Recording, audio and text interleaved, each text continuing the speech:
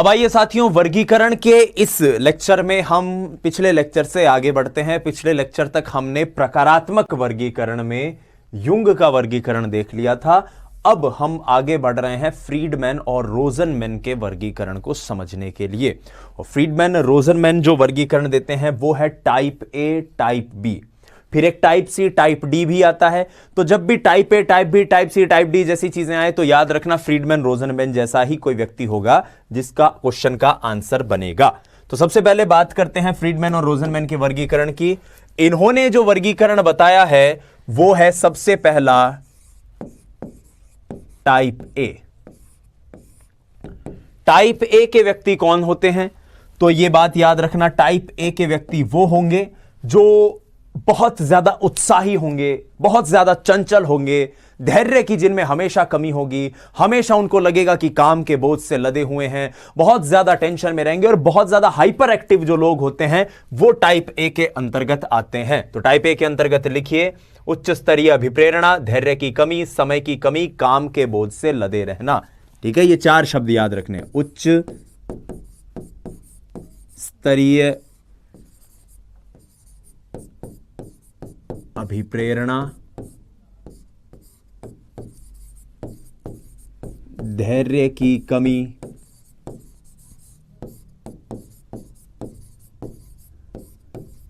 समय की कमी,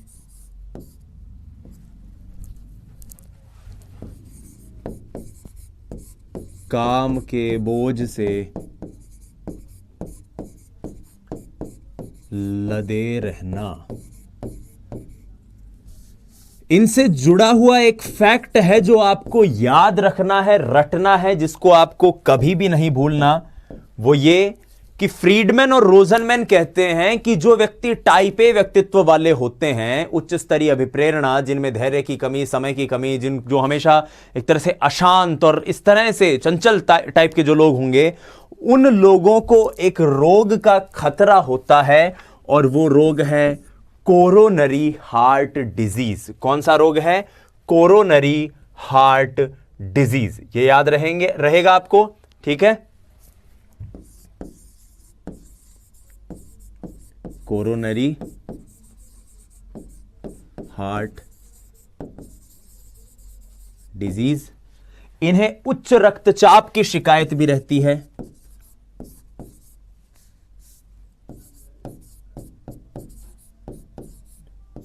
ठीक है, और हृदय रोग, हार्ट डिजीज याद ना आए तो ये याद रखिएगा कि हृदय रोग का खतरा भी ऐसे लोगों को होता है, तो ये इसके अंतर्गत आते हैं। अब जिन लोगों में ये उच्च स्तरीय अभिप्रेरणा ना हो या धैर्य उनका बना हुआ हो, संवेगात्मक रूप से स्थिर हो, ज्यादा लोड ना ले चीजों का, यानी कि वो लोग जिनमें टाइप ए के गुणों का अभाव हो, उनको कहा जाता है टाइप बी। ठीक है, टाइप बी। तो टाइप बी के अंतर्गत कौन लोग शामिल हैं? ये होंगे चिंता मुक्त, तनाव मुक्त,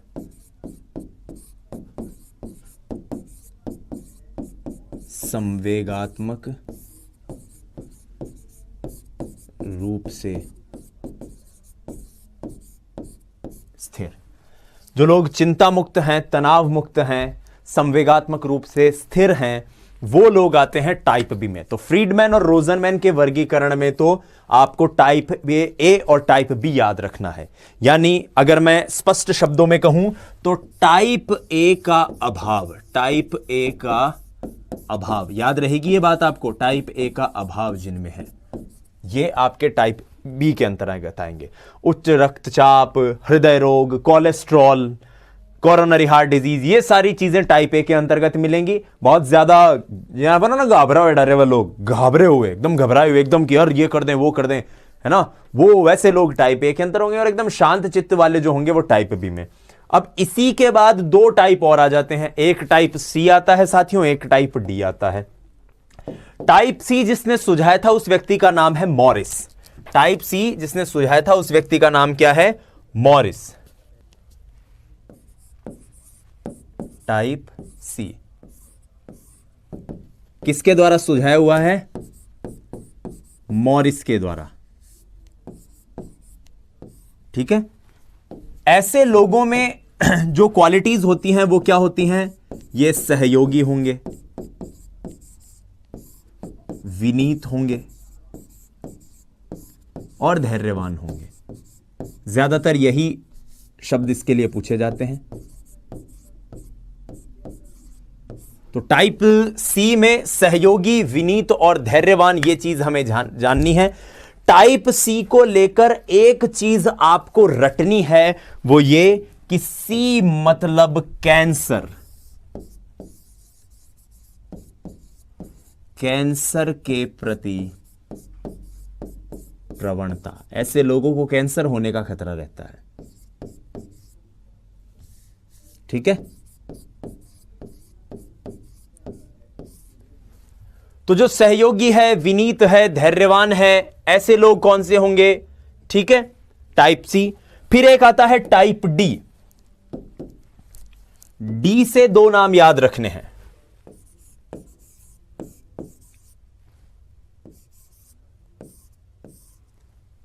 टाइप डी, ये टाइप डी जॉन डिनोलेट द्वारा सुझाया गया है। किसके द्वारा सुझाया गया है? जॉन डिनोलेट। डिनोलेट है ये। ठीक है।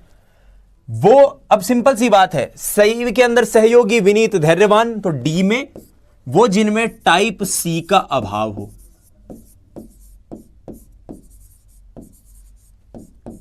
ऐसे लोगों में अवसाद के प्रति प्रवणता पाई जाती है। याद रखना, अवसाद के प्रति प्रवणता। अवसाद यानी कि डिस्ट्रेस्ड। तो अवसाद के प्रति प्रवणता ऐसे लोगों में पाई जाती है। तो फ्रीडमैन रोजनमैन के वर्गीकरण में टाइप ए, टाइप बी, फिर सी टाइप है मॉरिस का और डी टाइप है जॉन डिनोलेट का। तो यह चीज भी आपको याद रह गई। इसके बाद जो आता है वर्गीकरण, वो आता है स्प्रेंजर का। स्प्रेंजर के वर्गीकरण को याद रखने के लिए आपको एक वर्ड याद रखना है, PARTES, पार्टीज। स्प्रेंजर इन्हीं 6 तरह के आधार पर वर्गीकरण बांटते हैं। पार्टीज अगर आपने नाम याद रख लिया तो आपको चीजें याद रह जाएगी। पी मतलब पॉलिटिकल। ध्यान से देखिएगा, अब पूरी चीज आप ध्यान से देखिएगा। ये पार्टीज आपको याद रहेगा तो आपको एक एक वर्ड याद आ जाएगा। पहला वर्गीकरण पी यानी कि पॉलिटिकल। पॉलिटिकल, राजनीतिक। वो लोग जिनमें सत्ता की आकांक्षा होती है। ठीक है, मैं सिर्फ यहां पर नाम बता रहा हूं आपको, और नाम ही पूछे जा सकते हैं आपसे।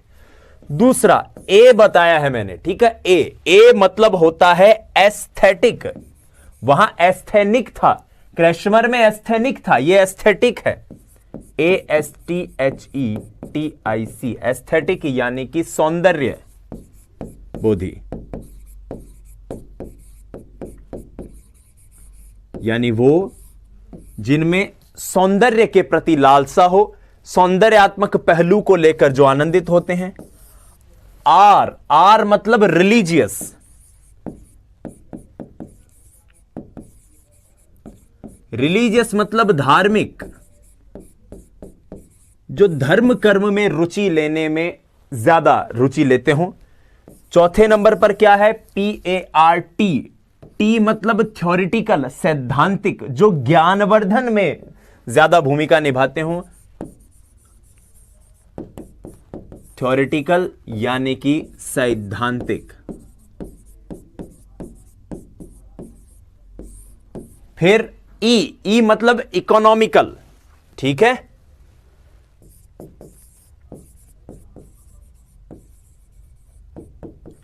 इकोनॉमिक यानी कि कौन से? जो धन से संबंधित हो, अर्थ से संबंधित हो, तो क्या होगा?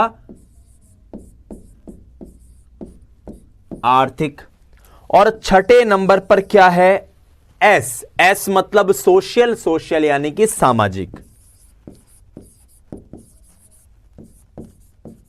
जो समाज के कामों में रुचि लेने में ज्यादा इंटरेस्टेड हो।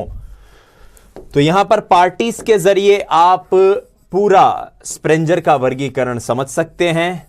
PART,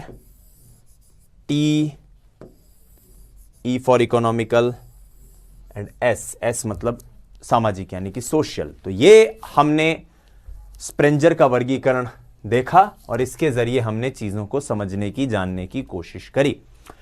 अब आइए यहां पर हम एक बार की प्रकारात्मक वर्गीकरण को हॉल्ट देते हैं और अब हम विशेषक उपागम या शील गुण सिद्धांत को समझने की कोशिश करते हैं या फिर जानने की कोशिश करते हैं ट्रेट अप्रोच को। ट्रेट अप्रोच के बारे में, विशेषक उपागम के बारे में हमने जान लिया था। कुछ एक बिंदु हैं जो हम लिख लेते हैं। आइए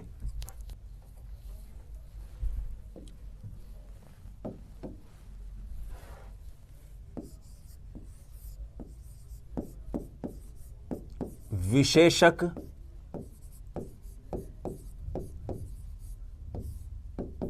उपागम, यह संबंधित है किससे? यह संबंधित है व्यक्तित्व का निर्माण करने वाले आधारभूत घटकों से। तो किससे संबंधित है? व्यक्तित्व का निर्माण करने वाले आधारभूत घटकों से संबंध।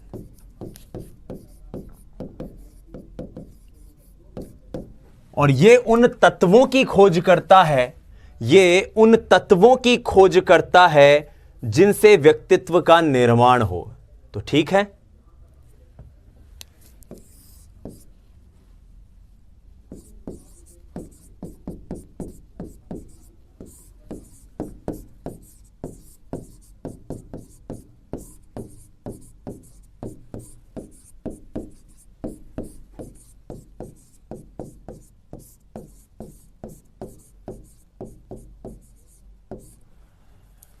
अब इसका क्या मानना है? इसका यही मानना है, याद रखिए प्रकारात्मक में वो केवल एक प्रकार के अंतर्गत सबको बांट देता था। यह मानता है कि किसी भी व्यक्ति का जो व्यक्तित्व है उसमें बहुत सारे शील गुण जो हैं वो संगठित रूप से काम करते हैं और संगठित रूप से काम करने वाले इन्हीं शील गुणों को जब आप समग्र रूप से देखते हैं तो किसी के व्यक्तित्व के बारे में कोई भी बात कह सकते हैं। आम जीवन में भी ऐसा ही होता है। यदि हमें कहा जाए कि कोई व्यक्ति सामाजिक है तो हम मान लेंगे कि भाई सामाजिक है तो मिलनसार भी है, मिलनसार है तो खुश मिजाज भी है, खुश मिजाज है तो बहिर्मुखी भी है, बहिर्मुखी है तो चंचल भी है। तो इस प्रकार से किसी भी व्यक्ति का व्यक्तित्व जो है उसको ट्रेट थ्योरी के जरिए या विशेषक उपागम के जरिए जब हम समझते हैं तो हम ज्यादा बेहतर ढंग से उसके व्यक्तित्व के बारे में कोई भी बात कह सकते हैं। अब विशेषक उपागम को जानने के लिए दो महत्वपूर्ण व्यक्ति हमारे सामने आते हैं। सबसे पहले आते हैं कौन? GW आलपोर्ट, गॉर्डन आलपोर्ट, वही जिनको पर्सनैलिटी वाली वीडियो में हमने सबसे पहले पढ़ा था। पहली वीडियो जो आई थी हमारी, ये तीसरी वीडियो चल रही है, उसमें उन्हीं की परिभाषा का सबसे पहले हमने मूल्यांकन करने की कोशिश की थी। आलपोर्ट का कहना है कि किसी भी व्यक्ति का जो व्यक्तित्व है उसको अगर हम विशेषक उपागम के जरिए अगर समझने की कोशिश करें तो उसके ट्रेट्स को तीन तरह से वर्गीकृत किया जा सकता है: प्रधान विशेषक, केंद्रीय विशेषक और गौण विशेषक। ठीक है, प्रधान, केंद्रीय और गौण। प्रधान जिसको कहा जाता है कार्डिनल ट्रेट्स,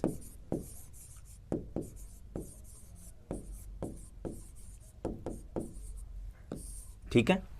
केंद्रीय विशेषक जिसको कहा जाता है सेंट्रल ट्रेट। आपको सिर्फ एक एक पॉइंट याद रखना है कि परीक्षा में अगर पूछे तो हमें चीजें याद रहे। और गौण विशेषक जिसे कहा जाता है सेकेंडरी ट्रेट। अब ये प्रधान विशेषक, सेंट्रल ट्रेट, सेकेंडरी ट्रेट क्या है, आइए जानने की चेष्टा करते हैं। सबसे पहले आलपोर्ट साहब का कहना था कि जो उन्होंने ये व्यक्तित्व का विश्लेषण किया उसके लिए 17,953 शील गुणों की एक सूची तैयार करी। कितने शील गुणों की सूची? 17,953 शील गुणों की। और इन 17,953 शील गुणों को बाद में इन्होंने इन 3 वर्गों में, प्रधान, केंद्रीय और गौण, कार्डिनल, सेंट्रल और सेकेंडरी में क्लासिफाई किया। अब क्या है ये, एक एक करके जानते हैं। सबसे पहले बात करते हैं प्रधान विशेषक की।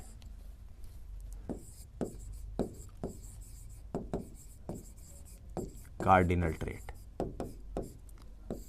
कार्डिनल ट्रेट के बारे में आलपोर्ट कहते हैं कि यह किसी भी व्यक्ति के व्यक्तित्व में मौजूद रहने वाले सबसे महत्वपूर्ण विशेषक हैं। पहली बात, किसी भी व्यक्ति के व्यक्तित्व का निर्धारण करने वाले सबसे महत्वपूर्ण विशेषक अगर कोई हैं तो प्रधान विशेषक हैं। नंबर 2, यह संख्या में सबसे कम होंगे, 1 या 2, इससे ज्यादा नहीं। और अमूमन लोगों में ये मौजूद नहीं होते, कुछ कुछ में होते हैं, कुछ कुछ में नहीं भी होते, लेकिन सबसे महत्वपूर्ण है नंबर 1, और संख्या में सबसे कम होंगे। ये आपको 2 चीजें कंठस्थ करनी है। आइए अब इसको लिखने की कोशिश करते हैं।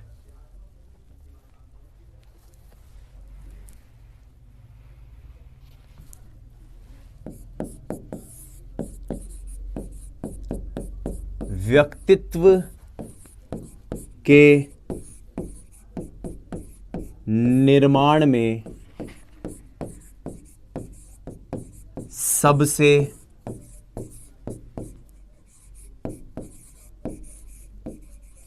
क्रियाशील विशेषक। दूसरा पॉइंट यह है, संख्या में कम होते हैं। ठीक है, 1 अथवा 2।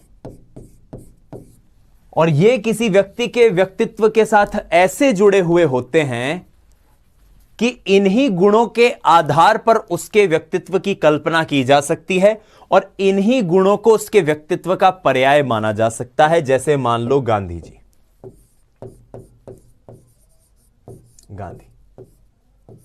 गांधी जी के साथ एक शब्द जुड़ा हुआ है, अहिंसा। अहिंसा। आज भी जब हम अपने आप को कहते हैं कि यार मैं हिंसा में यकीन नहीं रखता, मैं अहिंसा में यकीन रखता हूं, तो लोग क्या बोलते हैं कि ये गांधीवादी व्यक्ति है, ये गांधी के विचारों से प्रेरित व्यक्ति है।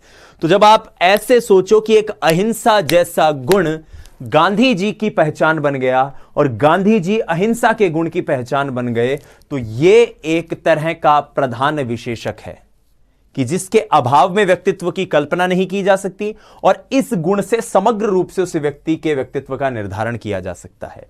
जैसे मान लीजिए हिटलर है। अब तानाशाही शब्द का पर्याय हिटलर बन गया है।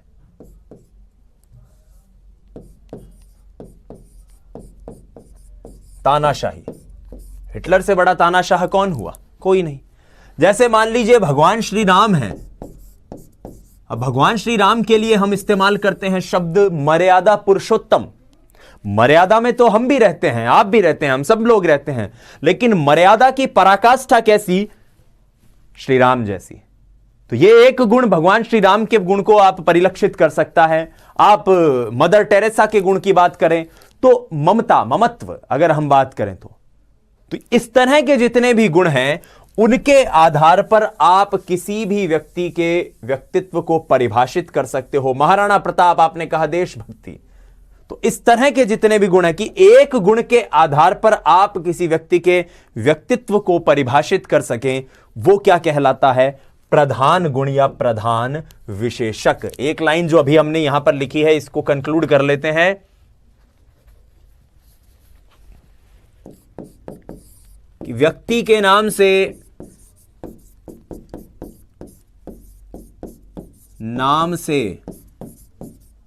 ऐसे जुड़े होते हैं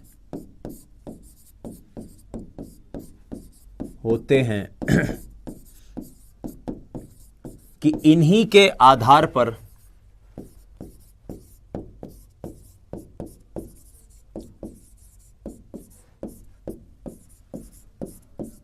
व्यक्ति की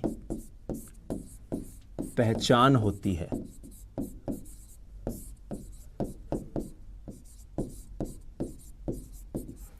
ठीक है, प्रधान विशेषक क्लियर। दूसरे आते हैं केंद्रीय विशेषक यानी कि सेंट्रल ट्रेट। केंद्रीय विशेषक कौन से? जो प्रधान गुण से ज्यादा होंगे। अब जैसे आपसे मैं कहूं कि आप किसी भी व्यक्ति के बारे में, फॉर एग्जाम्पल आप महेंद्र सिंह धोनी के बारे में बताइए, तो आप कहेंगे कि बहुत ही कूल व्यक्ति है, खेलों में बहुत एक्टिव है, स्पोर्ट्समैनशिप उसमें बहुत ज्यादा है। आप कहेंगे कि कलाम साहब के बारे में कुछ बताइए, तो आप ऐसे 10-15 गुणों का बखान करेंगे। तो ये सभी गुण, वो सभी 8, 5, 7, 10 गुण जो किसी भी व्यक्ति के व्यक्तित्व का एक खाका खींचने में, एक कैरेक्टर स्केच करने में उपयोग में आते हों, वो सभी केंद्रीय विशेषक कहलाते हैं। यहां पर एक पॉइंट आपको याद रखना है कि शंसा पत्र और स्तुति पत्रों में जब आप किसी की व्यक्तित्व का बखान करते हैं तो केंद्रीय विशेषकों का ही इस्तेमाल करते हैं। तो केंद्रीय विशेषक जिसको हम कहते हैं क्या? Central trait.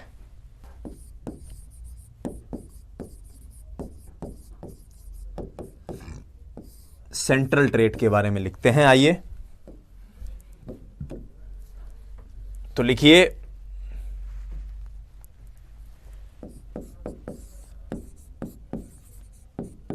प्रभाव में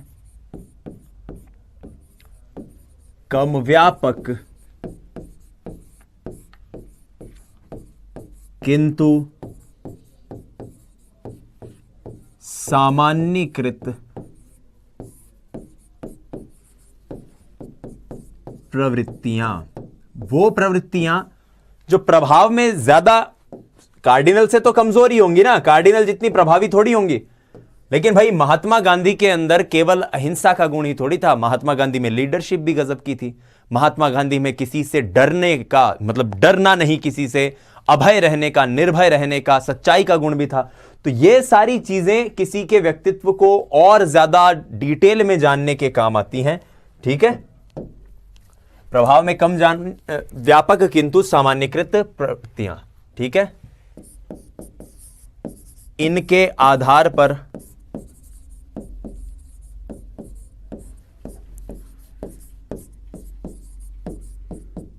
व्यक्तित्व की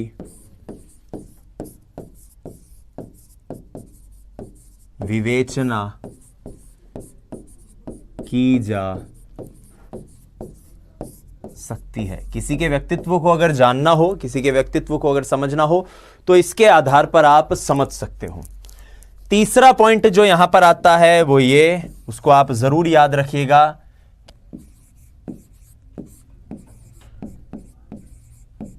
शंसापत्र व स्तुति पत्रों में लिखे जाते हैं।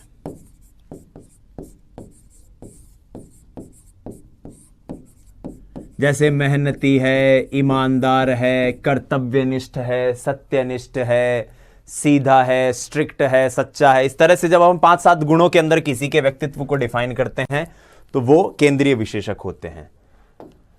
अंतिम इसमें आते हैं गौण विशेषक, जिसको हम सेकेंडरी ट्रेट कहते हैं, जो व्यक्तित्व के अंदर एक बड़ी भूमिका निभाते तो हैं लेकिन इंपॉर्टेंट नहीं होते, सबसे कम महत्वपूर्ण गौण विशेषक होते हैं।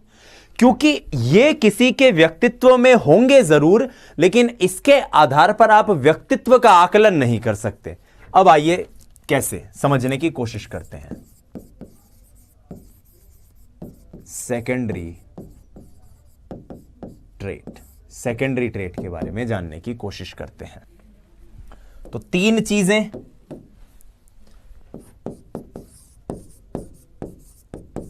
सबसे कम महत्वपूर्ण,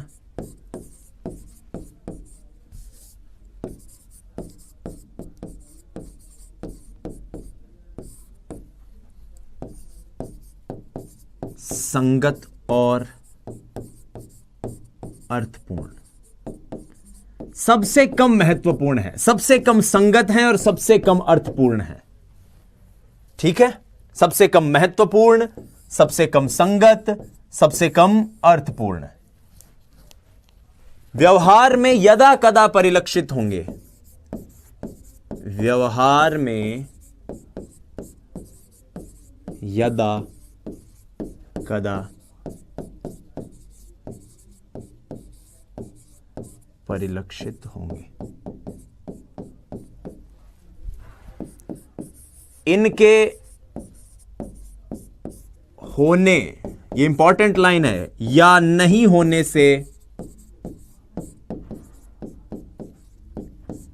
से व्यक्तित्व पर कोई प्रभाव नहीं पड़ता, कोई प्रभाव नहीं पड़ता। ये है नहीं है, कोई फर्क नहीं पड़ता व्यक्तित्व पर। जैसे मान लीजिए मैं आपको कहूं कि भाई दोस्तों मुझे चॉकलेट बड़ी पसंद है। अब मेरे चॉकलेट पसंद होने से क्या आप मेरे व्यक्तित्व का अंदाजा लगा सकते हो? कोई कहते मुझे आम पसंद है, कोई कहते मुझे जीन्स टी शर्ट पहनना पसंद है, कोई कहते मुझे कुर्ता पजामा पहनना पसंद है। अब ये उसके व्यक्तित्व का एक गुण तो है कि उसे कुर्ता पजामा पहनना पसंद है, लेकिन कुर्ते पजामे पहन लेने से या फिर चॉकलेट पसंद करने से या खीर खाना पसंद करने से या शीरा खाना पसंद करने से क्या आप किसी के व्यक्तित्व का अंदाजा लगा सकते हो? बस ऐसे गुण गौण विशेषक के अंतर्गत आते हैं।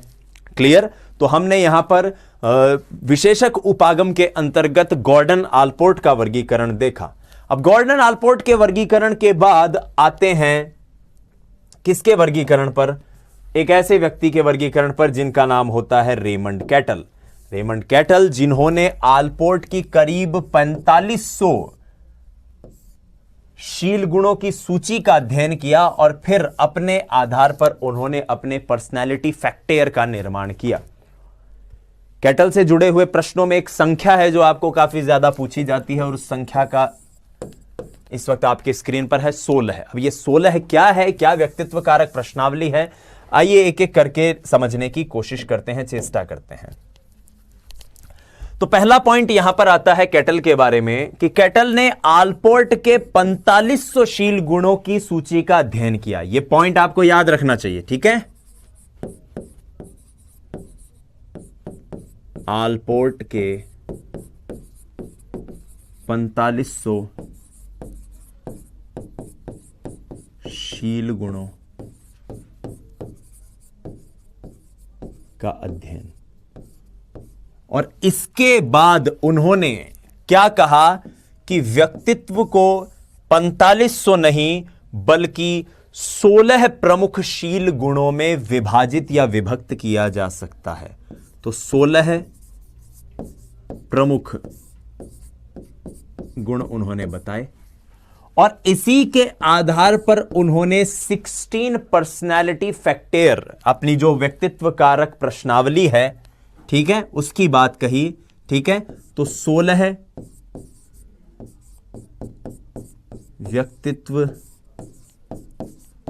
कारक प्रश्नावली, ये जो टॉपिक है, इस टॉपिक से ये जो एक लाइन मैंने आपको यहां पर लिखवाई है, कैटल से जुड़ा हुआ जब भी प्रश्न पूछा गया है विगत कई वर्षों में, सबसे ज्यादा यही प्रश्न पूछा जाता है कि व्यक्तित्व कारक प्रश्नावली, वो भी 16 पर्सनैलिटी फैक्टर, ठीक है, वो किसके द्वारा दी गई है?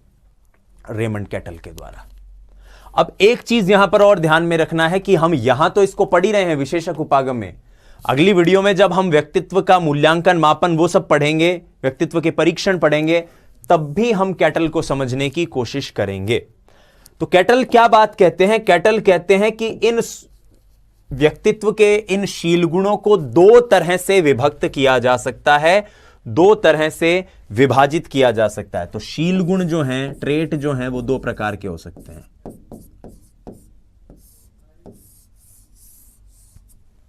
ठीक है,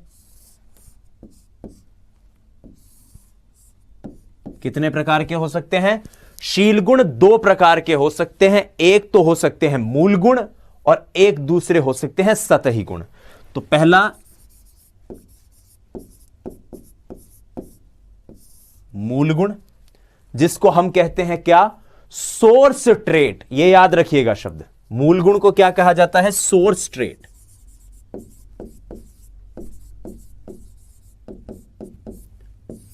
और दूसरे होते हैं सतही गुण, जिनको हम कहते हैं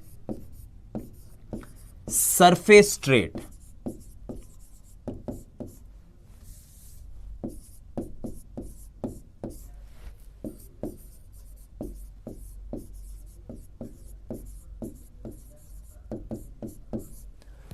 ठीक है, मूल गुण सोर्स ट्रेट, सतही गुण सरफेस ट्रेट। इन दो की बात करते हैं कौन?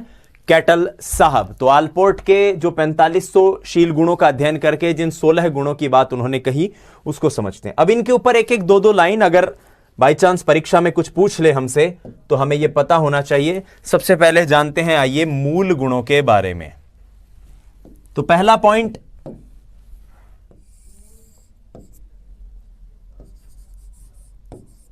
ये भीतरी गुण होंगे, भीतरी गुण होते हैं और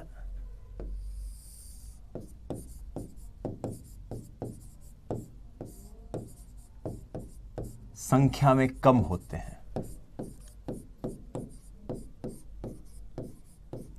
क्लियर? तीसरी बात,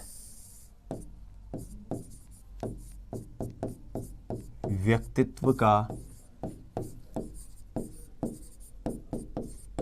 निर्माण करने वाले मूल तत्व। यही वो मूल तत्व हैं जो किसी के व्यक्तित्व का निर्माण करते हैं। इसके बाद जब हम सतही गुण को समझते हैं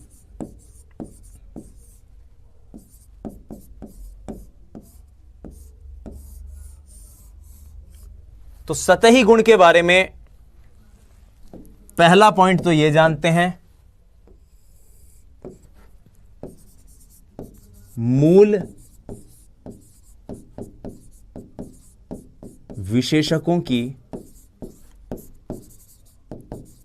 अंतःक्रिया के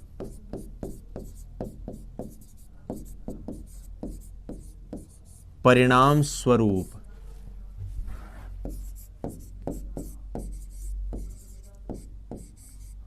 परिलक्षित। भाई मूल गुण जितने भी हैं जो आपके सोर्स ट्रेट हैं उनके बीच में जो अंतःक्रिया होगी उसके आधार पर आपके सतही गुण व्यवहार में नजर आते हैं। और जब व्यवहार में नजर आते हैं तो यहां पर एक और बात पढ़ने को आती है कि यह है दिन प्रतिदिन के व्यवहार में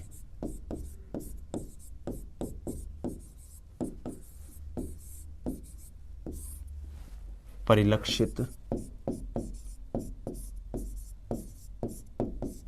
होते हैं। दिन प्रतिदिन का जो व्यवहार है व्यक्ति का उसमें ये परिलक्षित होते हैं। तो इसके आधार पर कैटल ने आपने देखा कि मूल गुण और सतही गुण दो प्रकार से उन्होंने व्यक्तित्व का वर्गीकरण किया और इसी के आधार पर उन्होंने व्यक्तित्व कारक अपनी प्रश्नावली भी दी थी।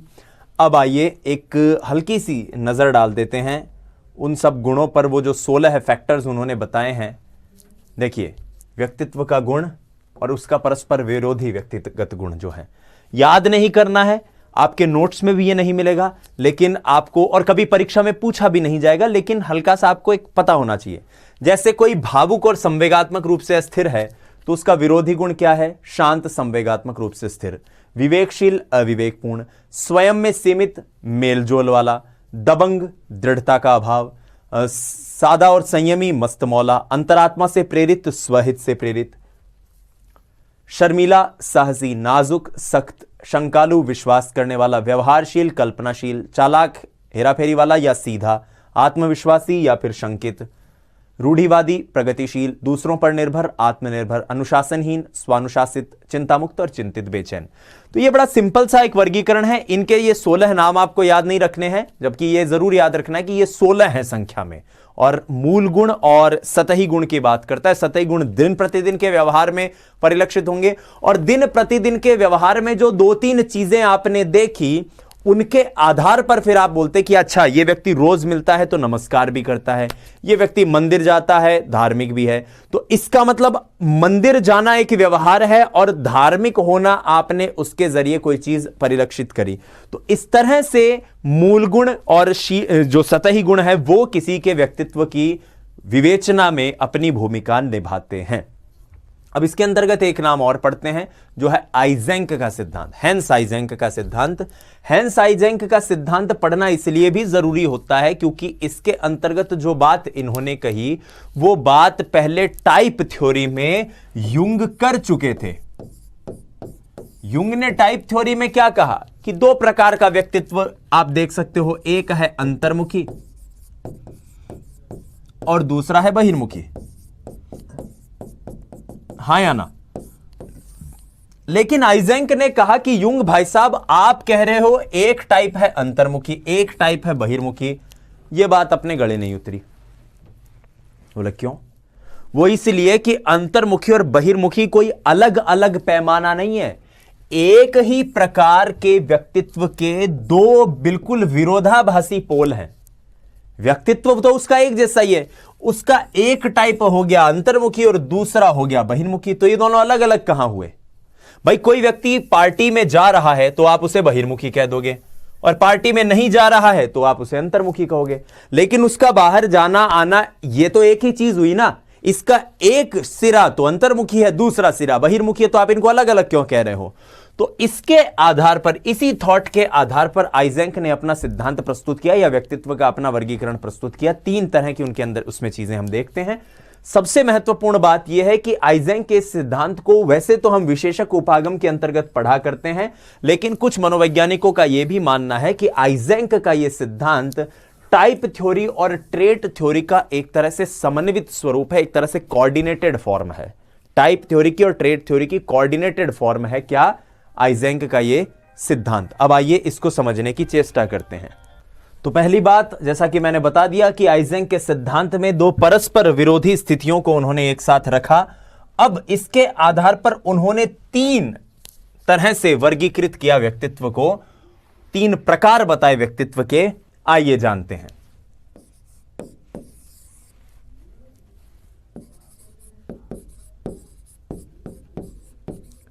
अंतर्मुखता बनाम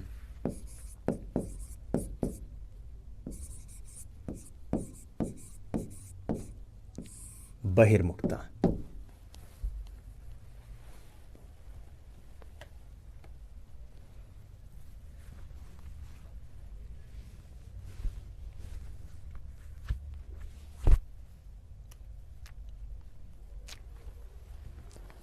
कि लोगों में किस मात्रा में, लोगों में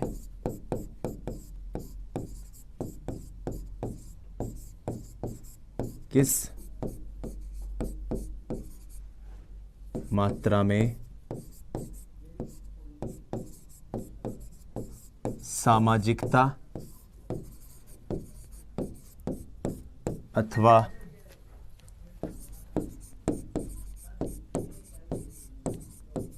सामाजिकता का अभाव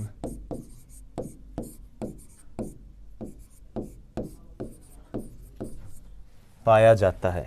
किस मात्रा में किसी व्यक्ति में सामाजिकता होगी या सामाजिकता का अभाव उसमें होगा। अब युंग क्या कहते थे कि ये दोनों अलग अलग हैं, जबकि उन्होंने कहा कि नहीं, दोनों परस्पर विरोधी हैं, इसलिए दोनों को एक साथ रखा जा सकता है। एक व्यक्ति सामाजिक होगा, एक व्यक्ति सामाजिक नहीं हो सकता। एक व्यक्ति अंतर्मुखी हो सकता है, दूसरा व्यक्ति बहिर्मुखी हो सकता है। तो इसके एक छोर पर या एक किनारे पर कौन से लोग होंगे? एक छोर पर या एक किनारे पर, यानी कि जो लोग सामाजिक होंगे, एक और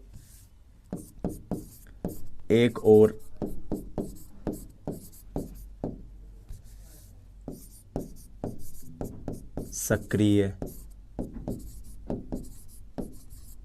चंचल, मिलनसार, यूथचारी किस्म के लोग होंगे। और दूसरी तरफ कौन से होंगे? दूसरी तरफ वो होंगे जो एकांत प्रिय होते हैं, शांत होते हैं, निष्क्रिय होंगे। दूसरी ओर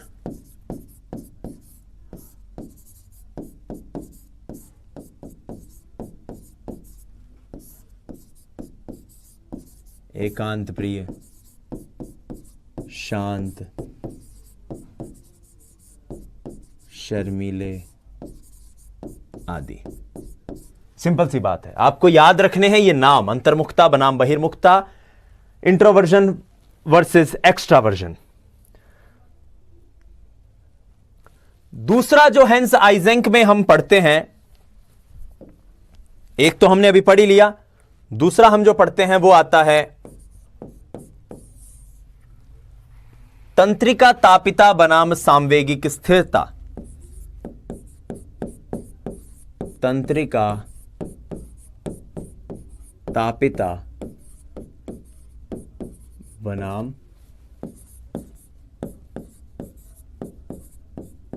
सामवेगिक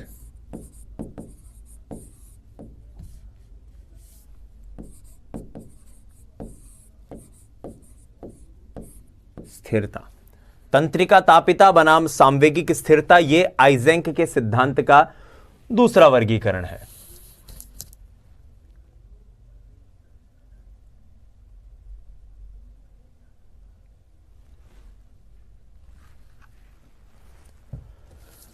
तो यहां पर किन लोगों को लिया जाएगा कि किस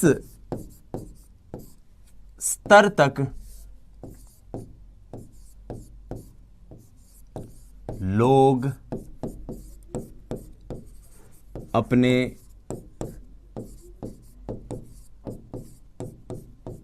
संवेगों व भावों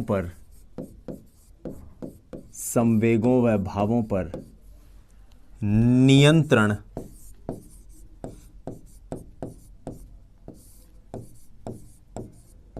रख सकते हैं।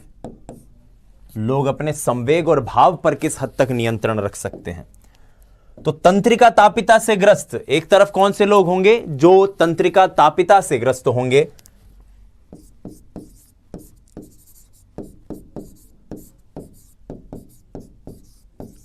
तंत्रिका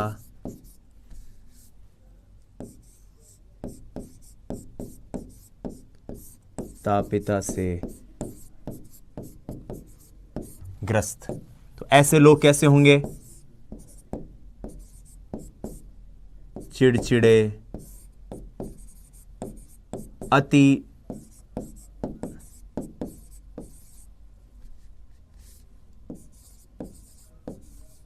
संवेदनशील, दुश्चिंता से भरे हुए, दुश्चिंता से भरे। और दूसरी तरफ कौन से लोग होंगे? दूसरी तरफ वो लोग होंगे जो संवेगात्मक रूप से स्थिर होंगे। स्वभाव में उनके चंचलता होगी, लेकिन इतनी भी नहीं कि वो चिड़चिड़े हो जाएं या कुछ हो जाएं, संवेदनशील होंगे। तो एक तरफ अगर तंत्रिका तापिता से ग्रस्त हैं, तो दूसरे तरफ कौन होंगे? शांत। दूसरे छोर पर शांत, संयमी, संवेगात्मक, स्थिर। यह नाम आपको याद रखना है, तंत्रिका तापिता बनाम सामवेगिक स्थिरता, जिसको न्यूरोटिसिज्म वर्सेस इमोशनल स्टेबिलिटी भी कहते हैं। क्या कहते हैं? Neuroticism versus emotional stability. तो आइजेंक के इस सिद्धांत में आपने ये देख लिया। अब आते हैं तीसरे पार्ट पर, और तीसरा क्या है? एक सेकंड साथियों,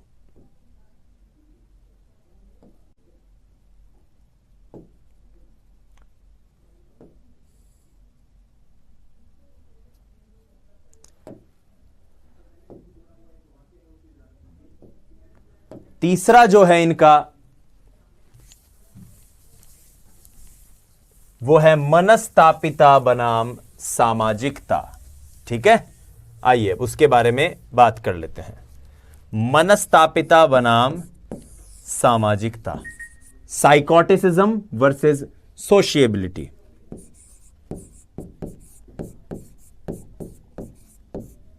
मनस्तापिता बनाम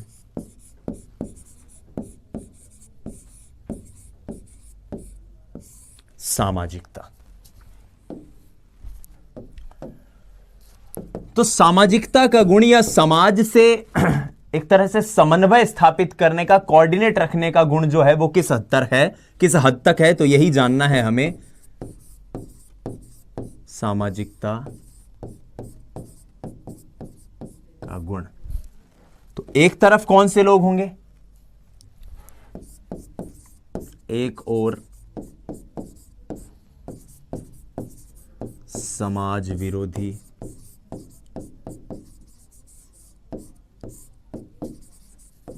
अहम केंद्रित लोग होंगे, दूसरी ओर कौन से लोग होंगे, दूसरी ओर वो लोग होंगे जिनमें सामाजिकता का गुण हो, सामाजिकता,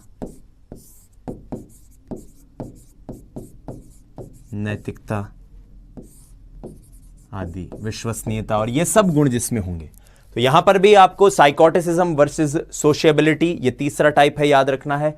तो ये हेंस आइजेंक का सिद्धांत है जो विशेषक और प्रारूप उपागम दोनों का एक मिश्रित स्वरूप हमें दिखाता है, दर्शाता है।